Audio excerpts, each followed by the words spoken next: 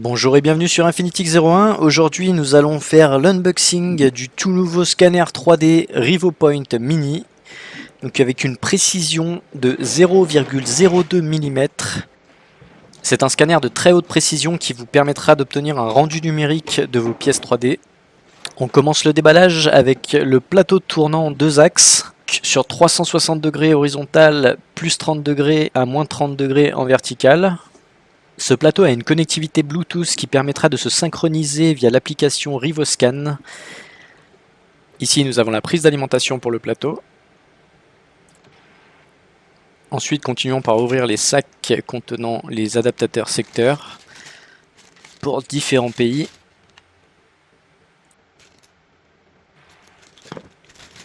Bien sûr, l'adaptateur pour les prises françaises est inclus et nous allons l'installer. Ouvrons maintenant le deuxième colis contenant le scanner 3D. Il est à 930 € sur le site officiel de la marque, donc rivopoint3d.com, sachant qu'il était un petit peu moins cher via la campagne de crowdfunding Kickstarter.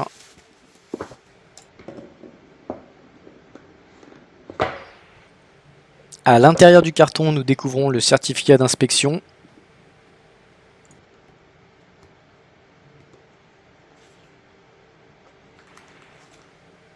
Un modèle 3D d'un buste pour s'entraîner.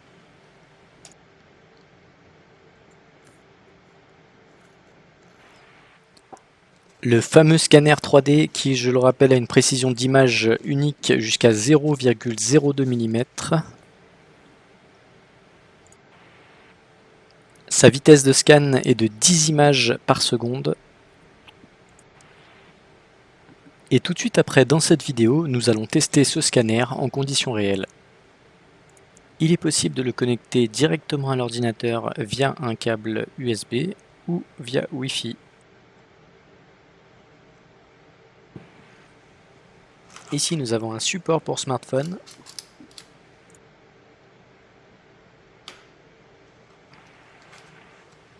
Le trépied plutôt design du scanner.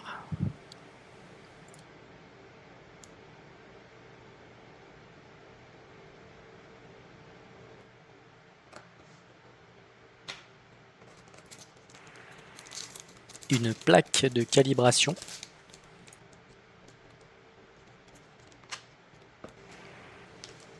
Un convertisseur USB en USB-C.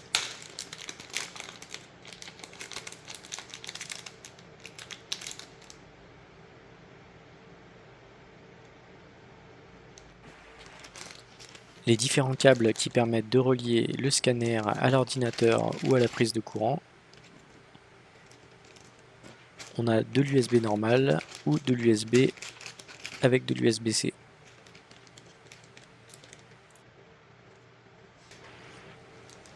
Dans le dernier sac se trouvent des marqueurs, une sorte de gommette que l'on va positionner sur les objets 3D, à positionner de façon irrégulière de sorte à ce que le scanner ne reconnaisse pas de motifs répétitifs. Et on a aussi un film plastique noir. Et enfin, une espèce de pâte à fixe va servir à fixer les objets sur la table tournante. Maintenant, positionnons le scanner sur son trépied. Le volume de scan minimum annoncé par le constructeur est un cube de 1 cm de côté et une distance de travail d'environ 10 à 20 cm. On va fixer le câble USB au scanner et le relier à l'ordinateur. Et nous allons procéder au test. Il faut bien veiller à ne pas trop sous-exposer ni surexposer la pièce pour que le scan soit optimal. On va fixer l'objet à la table tournante grâce à la pâte à fixe fournie.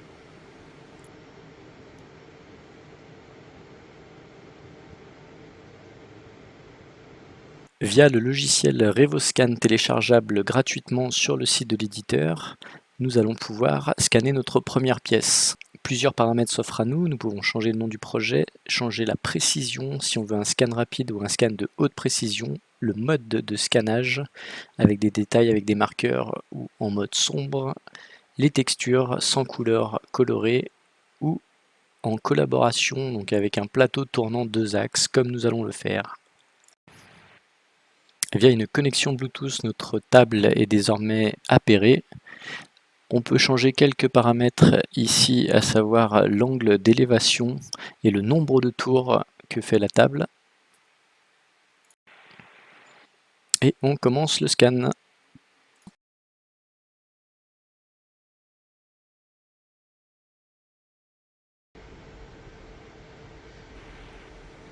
La table qui est en Bluetooth avec l'ordinateur va se synchroniser automatiquement. Le scanner projette une lumière bleue qui est inoffensive pour la peau.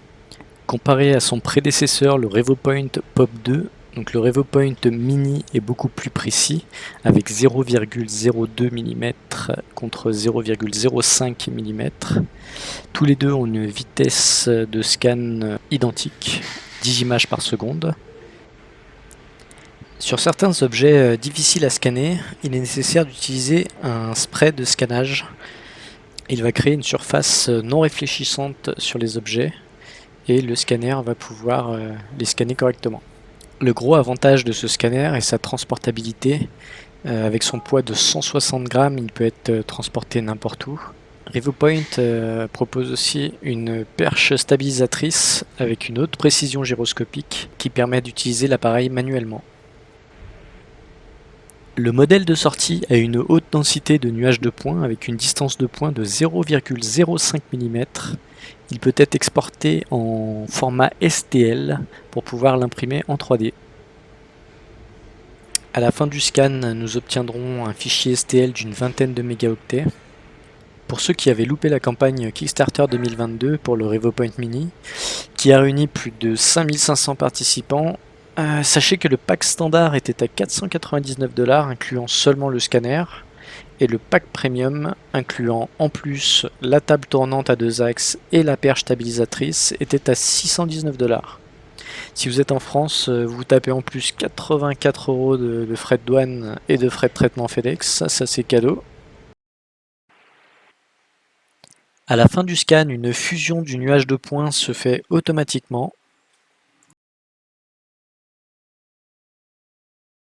Et à la fin de cette fusion, vous pouvez générer le maillage.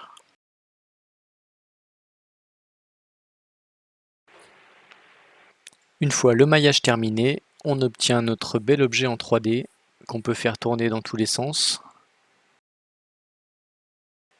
Et on va pouvoir l'exporter dans un fichier comme le format STL par exemple.